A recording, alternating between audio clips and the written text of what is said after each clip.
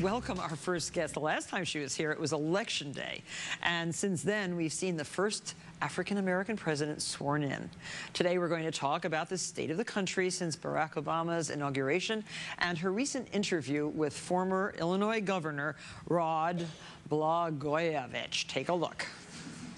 Speaking about Barack Obama's advisors, they're not willing to give me anything but appreciation in exchange for the Senate seat. Bleep them. What would you want other than appreciation? What could be kosher to exchange for a Senate seat? How about helping us pass health care and a jobs bill and helping the people of Illinois? Please welcome Rachel Maddow.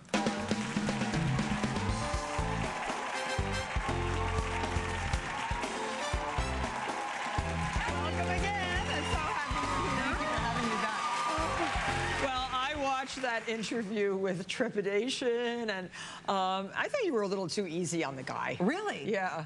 I thought everybody was asking him how he felt and, you know, what it was like going through this, which I don't particularly care about. I thought I nailed him. I thought you would just finish him off.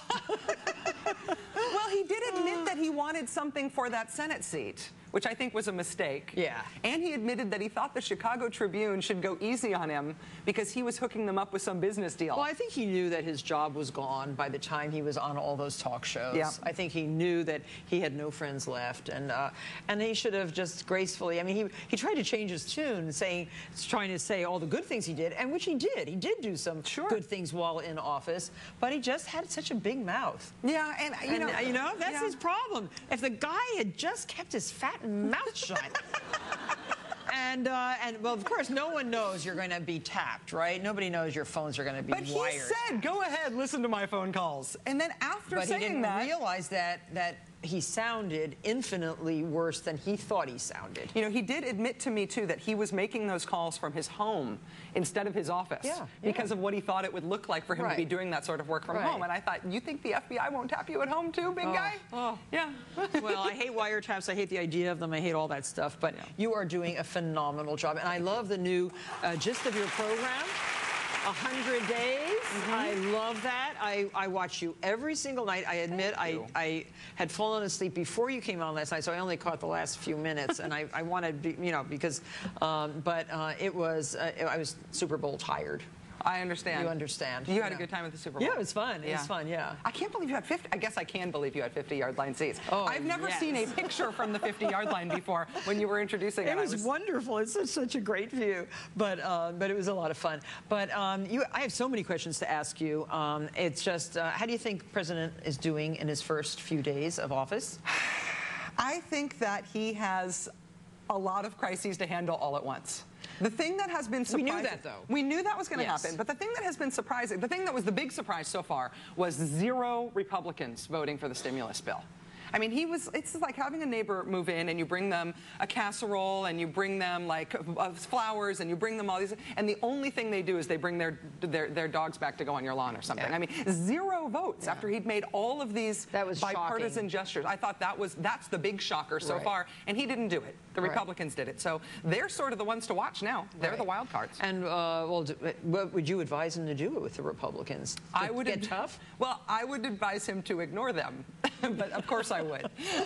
I think that if you make overtures to people and they don't return them, if you reach out and your hand gets burned, ultimately, you know, do what you think is right for the country. And if they want to come along, great. And if they don't, you don't really need them. Well, how do you think the absence of Republicans will change our government? Well, I mean, it seems like they're not. I know they're interested. They have to be interested. We are their constituents. They have to represent the people. Yeah. But they don't seem to be. They don't seem to be really engaged. They asked for a lot of compromises on that stimulus bill, and they got them, and still they voted no. And then, of course, the president is then attacked for having compromises within the stimulus package. Right.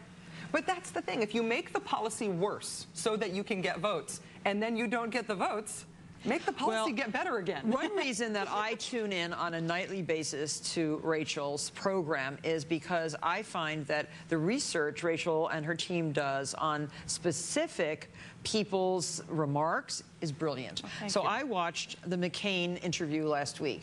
McCain saying that last week, we do not need to spend any of the stimulus package on infrastructure in the United States. Forget the electric grid, forget the environment, forget all those important, very important job-creating and health-creating packages. And then he said that last week. Then you show that film of him during the election, during the campaign, saying we must invest in our infrastructure.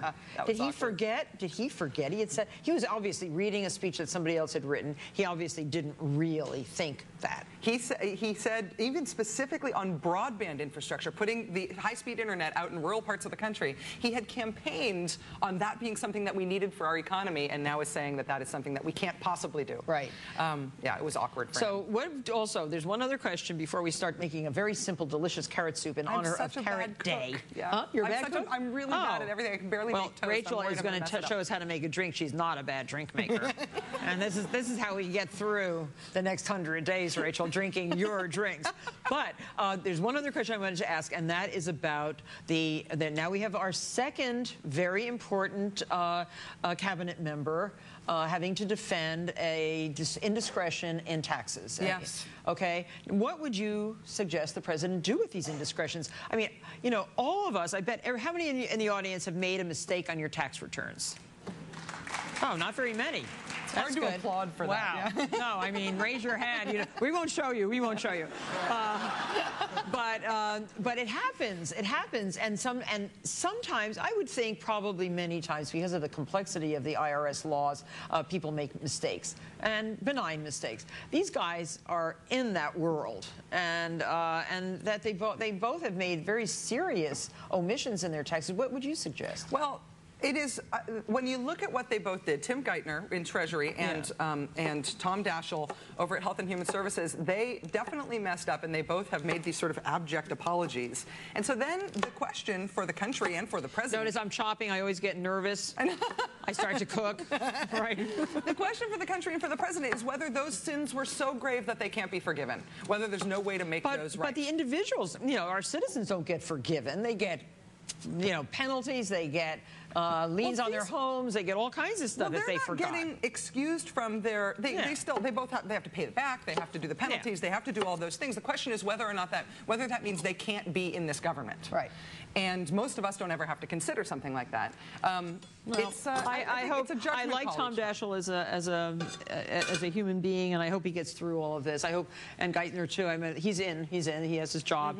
But it's something for all of us to pay attention to, I think. What do you think about Mr. Daschle's glasses? He has those very pronounced red, bright red glasses. I think he looks good. Yeah. Yeah, he's a handsome man. There always has to be one cabinet member with wacky glasses. What about your glasses? They're gorgeous. Thank you. Okay.